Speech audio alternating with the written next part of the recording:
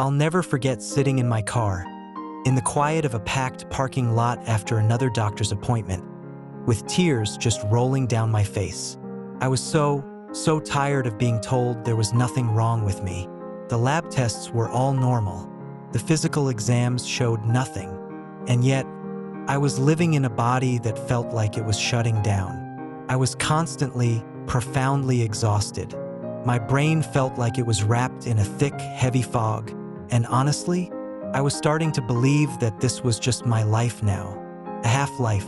But it wasn't. It wasn't the end of my story. And in this video, I'm going to share the path I took to go from that rock-bottom moment to reclaiming my energy, my clarity, and my life. Now, I need to be crystal clear about something right from the start. Myalgic encephalomyelitis, or chronic fatigue syndrome, is a serious, complex, and very real biological illness that, as of now, has no known cure. My journey is about how I learned to manage its debilitating symptoms, how I improved my quality of life so dramatically that it felt like a reversal. This is not about a magic cure, because one simply doesn't exist. It's about a holistic approach, a partnership I built with my own body, where diet and lifestyle changes became my most powerful tools.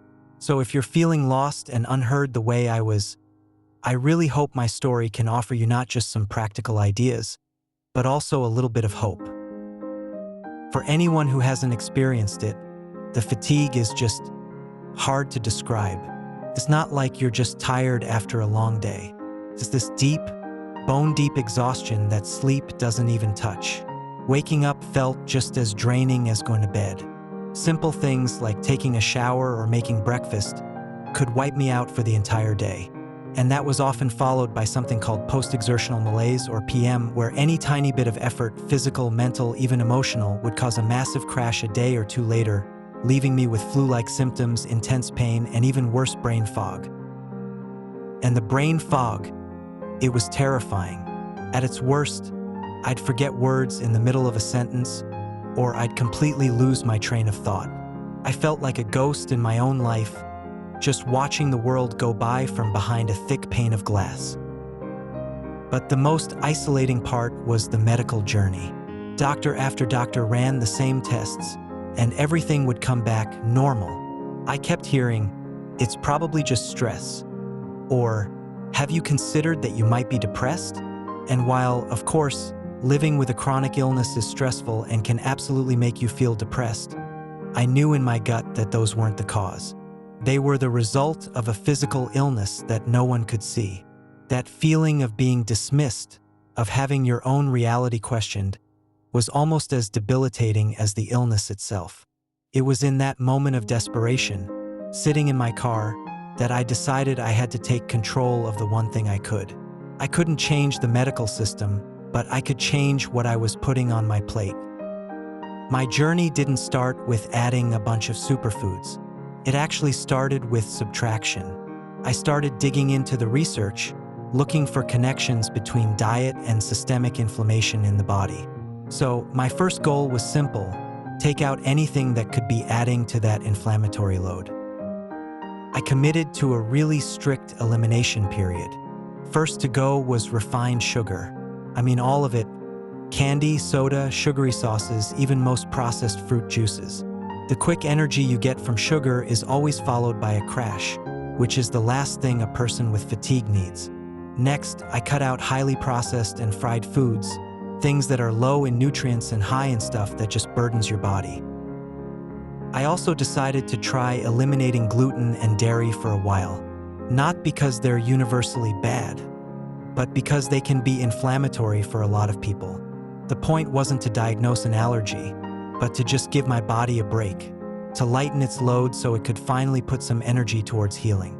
For anyone thinking about this, keeping a detailed food and symptom journal is key, because you have to track how you're actually feeling. Those first 2 weeks were tough. I had cravings, and I felt even more tired for a bit while my body adjusted. But then, something shifted. It was small at first. The constant low-grade headache I'd had for months started to fade.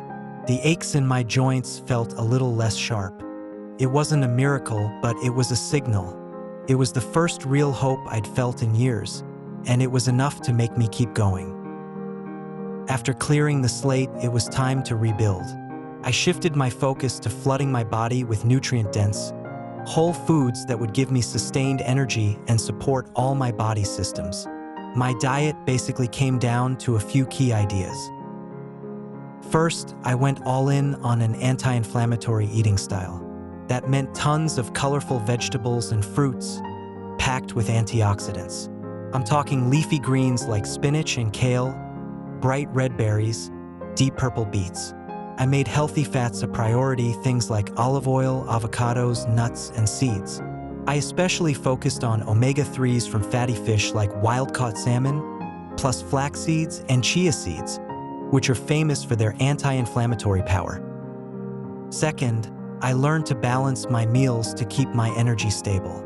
Instead of 3 big meals, I switched to smaller, more frequent meals and snacks. This helped me avoid those awful energy crashes from blood sugar dips. Every single meal or snack was a combo of 3 things: a clean protein source like chicken or lentils, a healthy fat like avocado or almonds, and a complex carb that releases energy slowly like sweet potato or quinoa. Third, I zoomed in on specific nutrients that are key for making energy, particularly B vitamins and magnesium. Before reaching for supplements, I tried to get them from food first: bananas and spinach for vitamin B6, almonds and pumpkin seeds for magnesium. I also made hydration a complete non-negotiable, drinking tons of water, sometimes with a pinch of sea salt for extra electrolytes. And finally, I focused on my gut health. A healthy gut is everything when it comes to absorbing nutrients. I started adding in probiotic-rich fermented foods like plain kefir, sauerkraut, and kimchi to support a healthy gut microbiome. It wasn't just about eating healthy. It was about giving my body every single tool it needed to function better. Diet was the cornerstone, but it wasn't the whole story. To really get a handle on my symptoms, I had to look at my entire life. The single most important lesson I learned was about pacing. This is everything when it comes to managing me/CFS. I had to unlearn a lifetime of pushing through the fatigue. I learned to think of my energy as a finite budget for the day, like a handful of spoons. Every activity, physical or mental, cost me a spoon.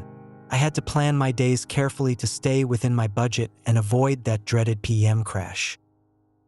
Movement became a delicate dance. Hardcore exercise can be incredibly harmful for people with me/CFS. I started so small.